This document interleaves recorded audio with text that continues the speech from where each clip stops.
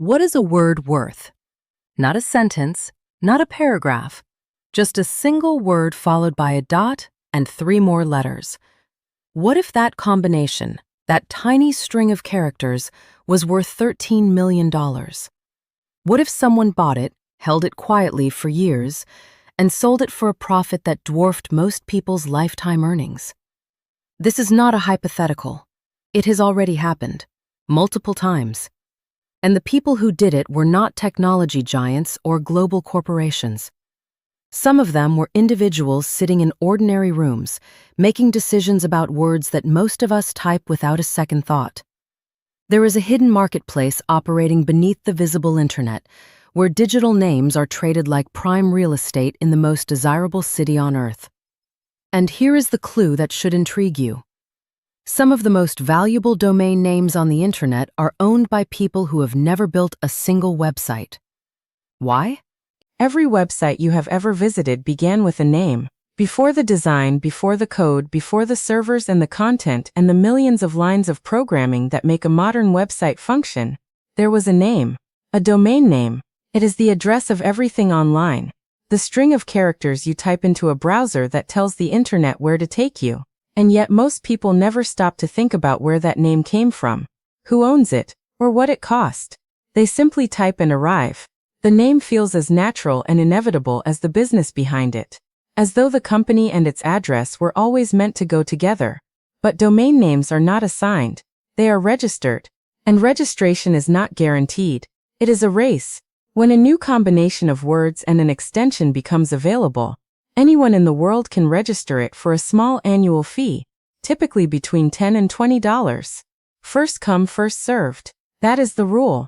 And that rule, so simple on the surface, is the engine driving an entire industry built on anticipation, strategy, and the ability to recognize value before anyone else does. Think about what that means in practice. The moment a new technology emerges, a new trend surfaces, a new company is rumored to be launching, or a new word enters popular culture, somewhere in the world a group of people who have been watching these signals are already registering domain names connected to that concept. They are not building websites, they are acquiring addresses, digital addresses in a city that does not yet exist, for businesses that have not yet been founded, serving markets that have not yet been defined. And the clue from the opening is already beginning to take shape. If you can own an address without building anything at it, what exactly are you owning? The answer to that question has made some people extraordinarily wealthy. Consider the sale of Voice.com, which changed hands for $30 million, or Hotels.com, acquired for $11 million at a time when online hotel booking was still a novel concept, or Business.com, which sold for $7.5 million. These are not anomalies. They are landmarks in a market that has been operating quietly and profitably for 3 decades, largely invisible to the general public because it requires no physical infrastructure, no staff, no manufacturing, and no location.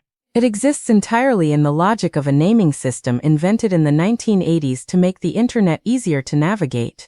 Who are the people making these transactions? They are known as domain investors, or in the language of the industry, domainers.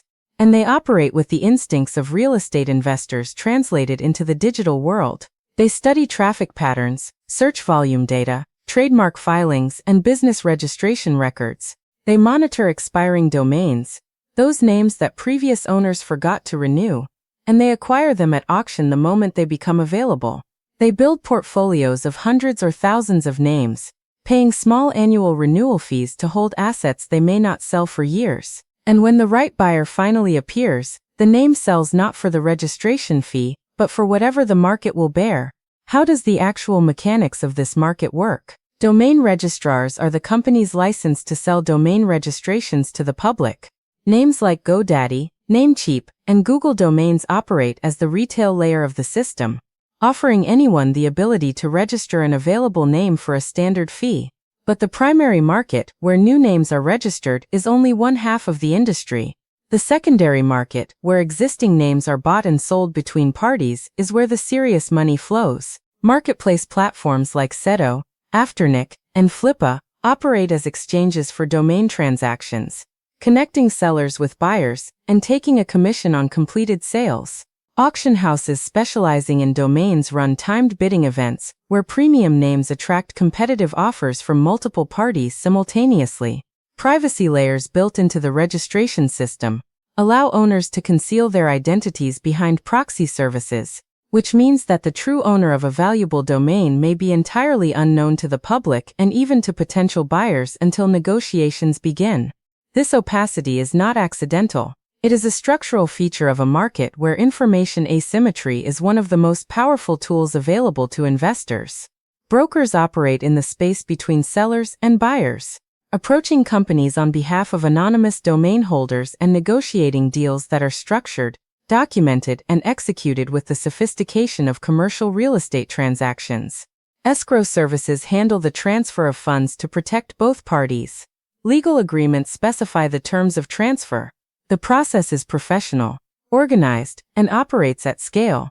And yet to the outside observer, it remains almost entirely invisible because it produces no physical product, occupies no shelf space, and generates no headlines unless the sale price is remarkable enough to break through into mainstream awareness. Now consider the scale of the industry sustaining all of this. There are currently over 360 million registered domain names across all extensions globally. That number grows by millions every year as new websites are created, new businesses launch, and new investors add names to their portfolios. The .com extension alone, the original and still most prestigious domain suffix, accounts for over 160 million registrations, representing decades of accumulated digital real estate in the most valuable namespace ever created.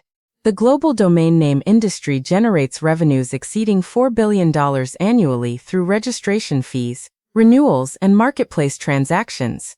But that figure significantly understates the true value moving through the system, because the largest individual domain sales are private transactions that are never publicly reported.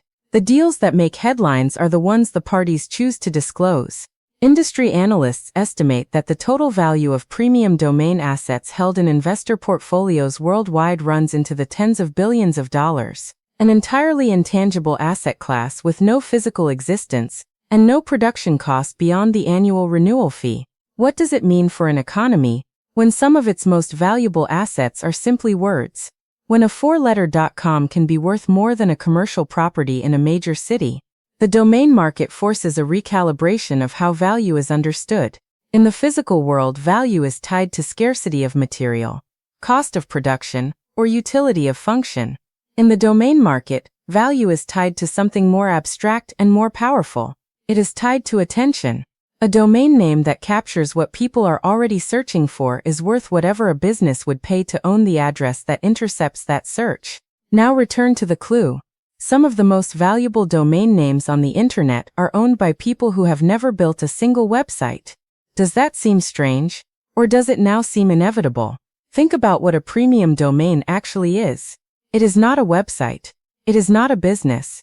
It is a claim on a specific piece of digital attention. It is the right to control the address that the internet routes people to when they type a particular word or phrase. And controlling that address, regardless of what is built at it, is a form of leverage over anyone who eventually needs it. This is why certain names are held for years, even decades, without any website appearing at that address. The owner is not waiting to build something. The owner is waiting for the buyer who needs that address badly enough to pay the price that reflects its true strategic value. The longer the name is held and the more prominent the category it represents, the more likely it is that a well-funded company will eventually arrive and make an offer. The domain holder's only cost during that entire period is the annual renewal fee. The potential return is uncapped. Here is what the domain market is really built on. It is built on the recognition that in a world where every business needs an online presence, the names that people naturally type, search for, and remember are finite. The English language has a limited vocabulary. The most common words combined with the most trusted extensions create a fixed and non-expandable inventory of premium addresses. Once they are registered, they cannot be recreated. There is only one insurance.com. There is only one cars.com. And that scarcity, combined with the perpetually growing importance of the internet to commerce, makes those names genuinely valuable in the way that beachfront land or city center property is valuable. Not because of what is built there, but because of where it is. The investor who registered a generic .com in the late 1990s for $70 and held it for 20 years understood something fundamental. Digital space has geography. Some addresses are in the equivalent of the most sought-after locations in the world. And the rent in the form of buyer demand never stops growing. Every new business founded, every new startup seeking credibility, every established company expanding online arrives at the same realization. The best names are already owned, and the person who owns them is sitting quietly, renewing their annual registration and waiting. Look at the next website address you type with fresh eyes. Someone chose that name. Someone may have bought it from someone else, possibly for more money than seems reasonable for a sequence of letters. And somewhere in a portfolio you will never see, a name that perfectly describes your industry, your city, or your next business idea, is sitting dormant, owned by a stranger, waiting for the day you need it badly enough to pay what they are asking. The internet has addresses. Those addresses have owners. And ownership, as it turns out, is everything. So here is the question worth sitting with. In a world where your business lives or dies by its name, what would you pay for exactly the right one?